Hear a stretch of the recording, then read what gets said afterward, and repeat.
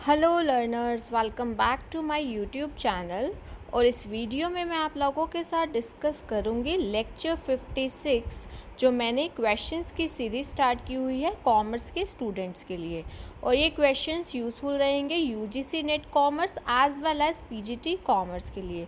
और हम लोग हर एक क्वेश्चन को डिटेल में डिस्कस करेंगे ताकि इन क्वेश्चंस के थ्रू आपके कॉमर्स के कॉन्सेप्ट्स अच्छे से क्लियर हो जाएं, ठीक है।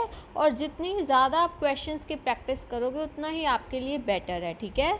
और जो लेक्चर 1 टू लेक्चर 55 की वीडियोस है उनकी प्लेलिस्ट का लिंक मैंने डिस्क्रिप्शन बॉक्स में डाल दिया है, आप वहां पर क्लिक करके देख सकते हो, ओके। एंड अगर आप लोगों ने इस यूट्यूब चैनल को सब्सक्राइब नहीं किया है देन यू कैन सब्सक्राइब, ताकि आपको मेरे अपकमिंग वीडियोस की टाइमली नोटिफिकेशन मिल जाए अगर आप बेल आइकन प्रेस करते हो तो। हम स्टार्ट करते हैं लेक्चर 56 को। तो हमारा फर्स्ट क्वेश्चन है, which one of the following demand states consumers are adequately buying all the products put into the market place. Question को पहले ध्यान से समझो। आपको बोला हुआ है इनमें से ऐसी कौन सी डिमांड होती है जिसमें जो भी सप्लाई किया जा रहा है, ऑल द प्रोडक्ट्स मतलब जो भी मार्केट प्लेस पे चीज़ सप्लाई की जा रही है वो एडिक्वेटली उसको परचेज़ कर रहे हैं, ठीक है। तो इसके मीनिंग में ही इसका आंसर छुपा है। हमारा क्या होगा, ये फुल डिमांड, ठीक है। फुल डिमांड वो होती है जहाँ पर आपका जो सप्लाई जितना किया जा रहा है उतनी ही आपको उस चीज़ की क्या मिल रही है, डिमांड, ठीक है। तो ये क्या हो जाएगा आपका, सप्लाई और डिमांड इक्वल। ये बाकी की डिमांड है, ये भी काफ़ी इंपॉर्टेंट है, इसीलिए इसके रिगार्डिंग जो टाइप्स ऑफ डिमांड है वो मैं आपको एक्सप्लेन करती हूँ वन बाय वन, और ध्यान से समझने आप लोगों ने, बिकॉज इससे रिलेटेड आपके क्वेश्चन आ जाते हैं, ठीक है। तो देखो, first of all full demand जो हम बात कर रहे थे, इसमें क्या होता है कि डिमांड आपके सप्लाई पोटेंशियल जितना है एक कंपनी का उसी के अकॉर्डिंग होती है। और ये सबसे अच्छी सिचुएशन है ना। मार्केटर्स क्या होते हैं, मार्केट हैप्पी होते हैं। क्यों होते हैं? क्योंकि जितना वो सप्लाई कर रहे हैं उतना ही उनकी डिमांड है। तो ये बहुत अच्छी सिचुएशन रहती है हमारी फुल डिमांड की, ठीक है। उसके बाद अगर हम बात करें इर्रेगुलर डिमांड, आपको पता है ना, इरेगुलर मतलब जो चीज़ रेगुलर ना हो, है ना, जिसमें कंसिस्टेंसी ना हो। तो ये वाली कौन सी डिमांड होती है, जैसे लाइक अम्ब्रेलाज के लिए, एयर कंडीशनर के लिए। अब एसीज हैं, अब ये तो है नहीं हम सर्दियों में उसकी डिमांड करेंगे, है ना। तो सीजनल डिमांड होती है इनकी, इरेगुलर डिमांड होती है, ठीक है। फिर आता है डिक्लाइनिंग डिमांड। डिक्लाइनिंग का मतलब होता है जो चीज़ क्या हो रही है, कम, धीरे धीरे कम होती जा रही है। तो उसको हम बोलते हैं, जब मान लो किसी प्रोडक्ट की डिमांड जो है धीरे धीरे डिक्लाइन, कम होती जा रही है, तो उसको हम बोलते हैं डिक्लाइनिंग डिमांड, ठीक है। फॉर एग्जांपल अगर हम बात करें, आपको पता है न्यू न्यू टेक्नोलॉजी आती जा रही हैं, ठीक है। पहले टीवी होता था, फिर टीवी की डिमांड कम हो गई, एलसीडीज़ आ गई, फिर एलईडीज़ आ गई। तो इस टाइप से क्या हुआ कि हमारे जो है पहले वाले प्रोडक्ट है उनकी डिमांड कम होती जा रही है। कुछ भी रीज़न हो सकता है। अब जैसे जैसे नए नए इनोवेटिव प्रोडक्ट आएंगे, क्रिएटिव प्रोडक्ट आएंगे, तो ऑब्वियस है पहले वाले जो उनमें कम फीचर्स हैं उनकी डिमांड क्या होती जाती है, डिक्लाइन, ओके। तो ये चीज़ ध्यान रखना। हाँ जी, नेक्स्ट देखिए, ओवरफुल डिमांड। अभी आपके साथ मैंने फुल डिमांड डिस्कस किया था, अब ओवरफुल का मतलब ये होता है कि आपकी जो डिमांड है वो सप्लाई से भी ज़्यादा है। क्या है, डिमांड सप्लाई से भी ज़्यादा है, ठीक है। ओवरफुल डिमांड्स कब होती है, जब कंपनी जितना उनकी, अब देखो आपको पता है कंपनी की मैन्युफैक्चरिंग कैपेसिटी लिमिटेड होती है ना।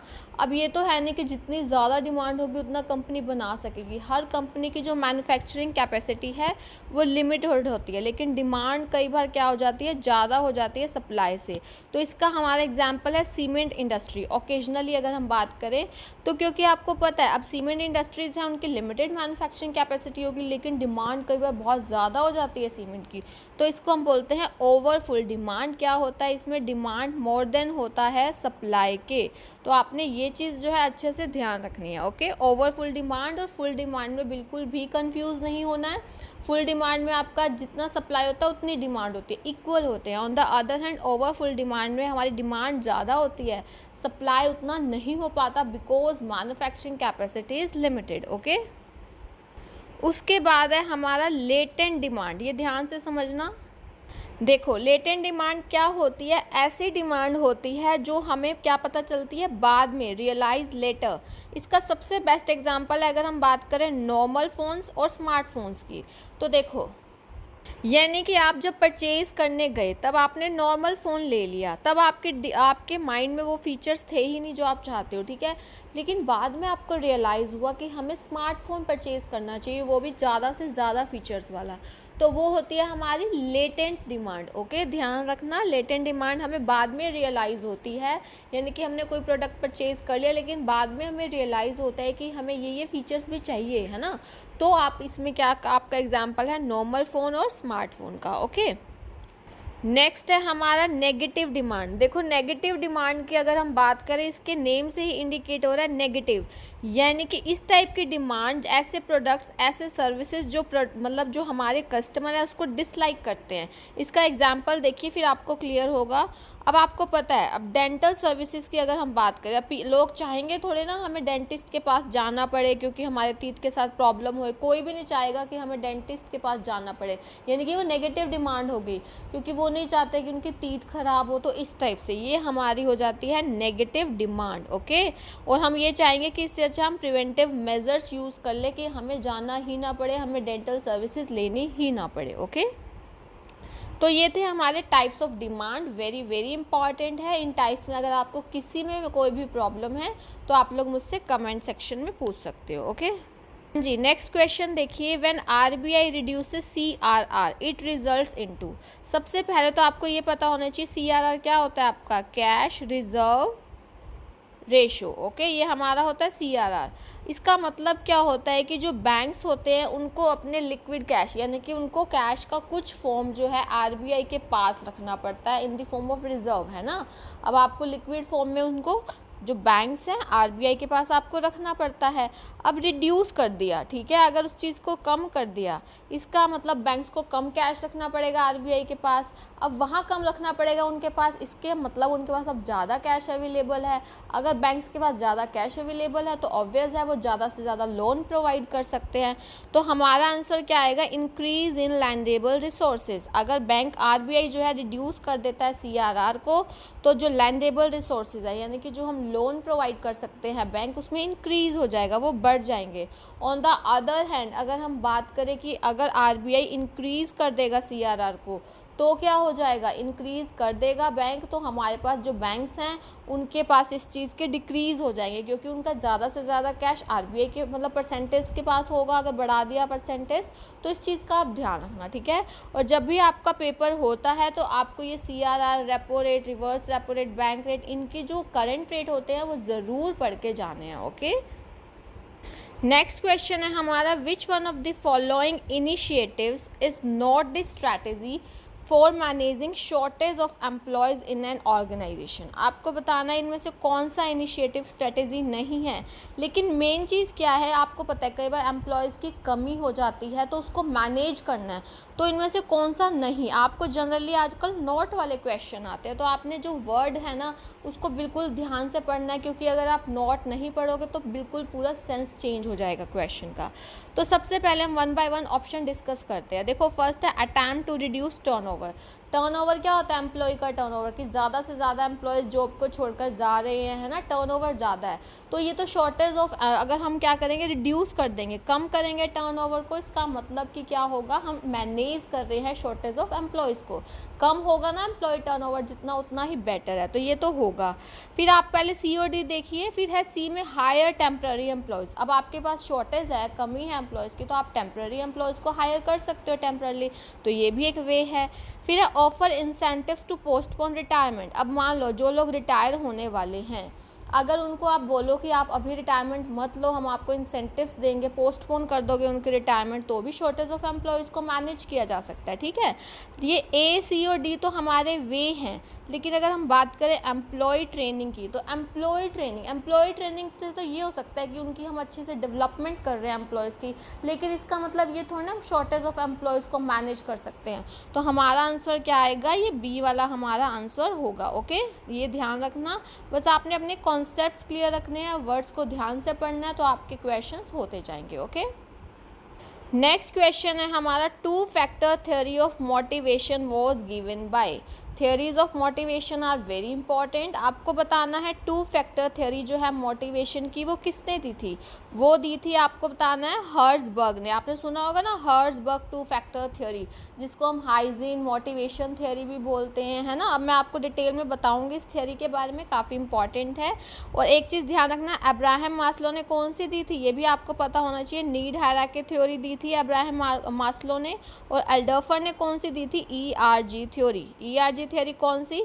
Existence, relatedness, growth needs. तो फुल फॉर्म भी पता होनी चाहिए, existence, relatedness and growth. Okay, अब हम बात करते हैं टू फैक्टर थ्योरी की, जिसका आंसर है हमारा 2।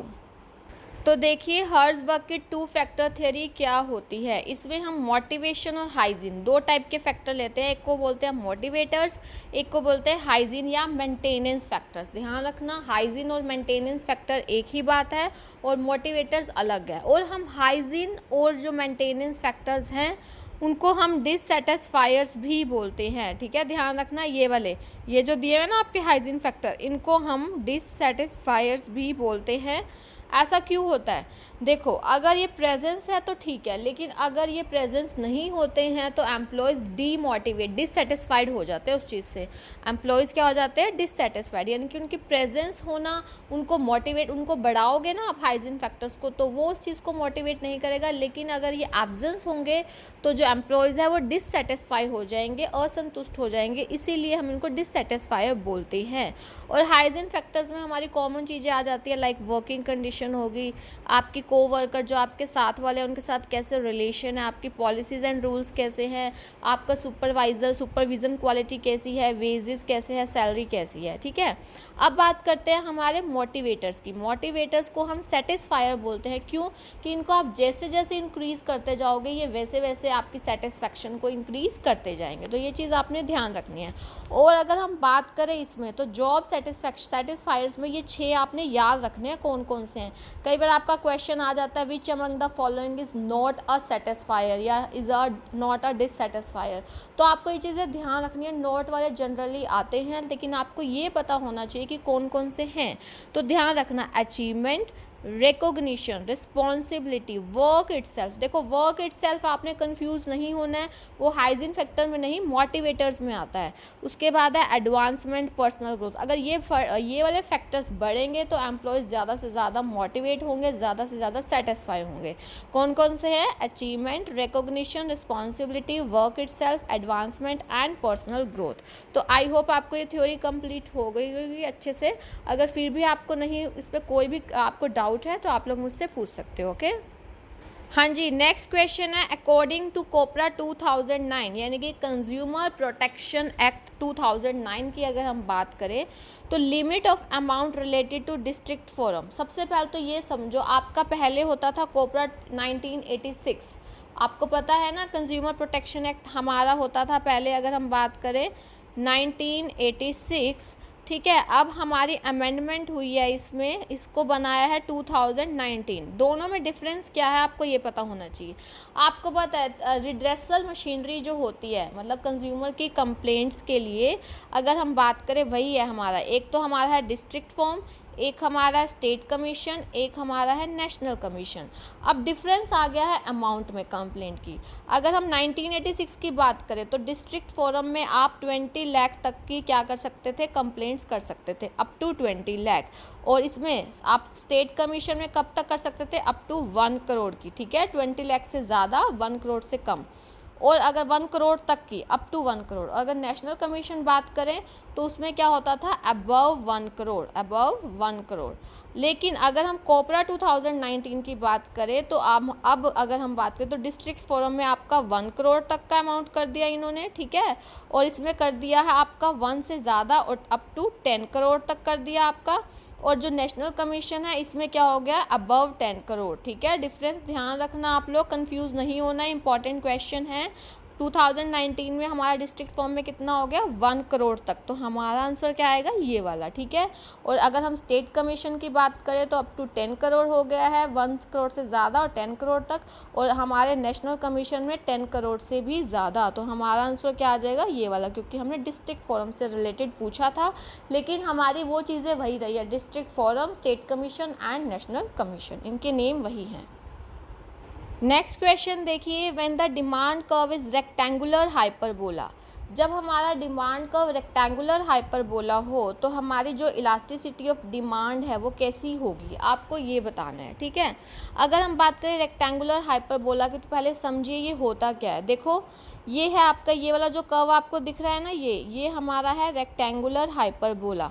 क्यों है इस पे देखो, जैसे सपोज़ हमारा इनिशियल प्राइस पी था और इनिशियल क्वांटिटी क्यू थी। जैसे ही आपने प्राइस कम किया क्वांटिटी आपको पता बढ़ जाती है, इन्वर्स रिलेशनशिप होता है। लेकिन इस पर कांस्टेंट प्रोपोर्शनलिटी सेम बिल्कुल, जितना प्राइस आपका कम हुआ उतनी ही क्वांटिटी बढ़ी। तो ये वाला किस केस पे होता है, हमारी जब इलास्टिसिटी और डिमांड यूनिटरी हो यानी कि वन हो। और इसमें जो हमारा डिमांड कर्व बनता है रेक्टेंगुलर हाइपरबोला। क्यों, इसके आप किसी भी पॉइंट पे देख लो इलास्टिसिटी, किसी भी पॉइंट पे अगर आप देखोगे इलास्टिसिटी तो वो हमेशा आपकी क्या आएगी, वन ही आएगी इलास्टिसिटी। किसी भी पॉइंट पे देखो आपकी जो इलास्टिसिटी है वो क्या आएगी, वन। तो आपको इस चीज़ का अच्छे से ध्यान रखना है। ओके, इलास्टिसिटी आपकी कितनी आएगी, वन आएगी। तो रेक्टेंगुलर हाइपरबोला की अगर हम बात करें तो इलास्टिसिटी ऑफ डिमांड कैसी होगी, यूनिट इलास्टिक। तो आपका आंसर क्या आएगा, दिस वन। ओके, क्लियर है आपको। हाँ जी, अब देखिए नेक्स्ट क्वेश्चन, काफ़ी इंपॉर्टेंट क्वेश्चन है ह्यूमन रिसोर्स मैनेजमेंट से। लिस्ट वन को आपने लिस्ट सेकंड के साथ मैच करना है। लिस्ट वन में आपको बताया हुआ job specification, job description, job analysis और इनके मीनिंग क्या होते हैं ये आपको लिस्ट सेकंड में बताया गया। ठीक है, तो हम वन बाय वन मैं आपको बताती हूँ इनमें क्या होता है। आपको एक चीज़ ध्यान रखनी है, जो जॉब एनालिसिस होता है वो इन दोनों को इंक्लूड करता है, जॉब डिस्क्रिप्शन को और जॉब स्पेसिफिकेशन को। ठीक है, तो जॉब एनालिसिस में हम ये देखते हैं कि जॉब डिस्क्रिप्शन क्या होता है कि जॉब से रिलेटेड चीज़ें, और जॉब स्पेसिफिकेशन होता है जो उस पर्सन की क्या क्वालिफिकेशन होनी चाहिए, उसका क्या एक्सपीरियंस। तो ये जॉब स्पेसिफिकेशन हमारा वो ह्यूमन रिक्वायरमेंट से रिकॉर्डिंग जो जॉब की है, और जॉब डिस्क्रिप्शन जॉब के रिगार्डिंग, जैसे जॉब की कंडीशंस, ड्यूटीज़, रिस्पॉन्सिबिलिटीज़, ये सारा। तो सबसे पहले हम बात करते हैं जॉब स्पेसिफिकेशन। अभी आपको बताया a list of human requirements, यानी कि जो एम्प्लॉयज़ आपने रखने हैं उनको क्या क्या उनकी क्वालिफिकेशन, एक्सपीरियंस, एक्सपर्टीज़, ये सारा।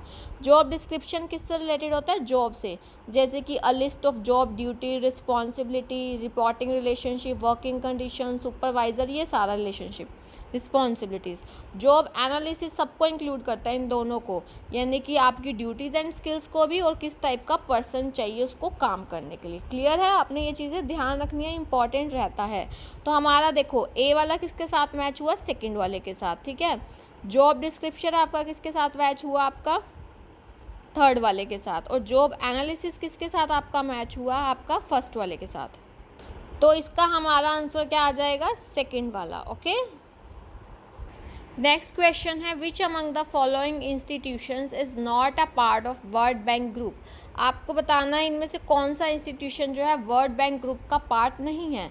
तो सबसे पहले आपको ये पता होना चाहिए वर्ल्ड बैंक ग्रुप पे जो है हमारे 5 ऑर्गेनाइजेशंस आती हैं, और वो कौन कौन सी है ये भी पता होना चाहिए।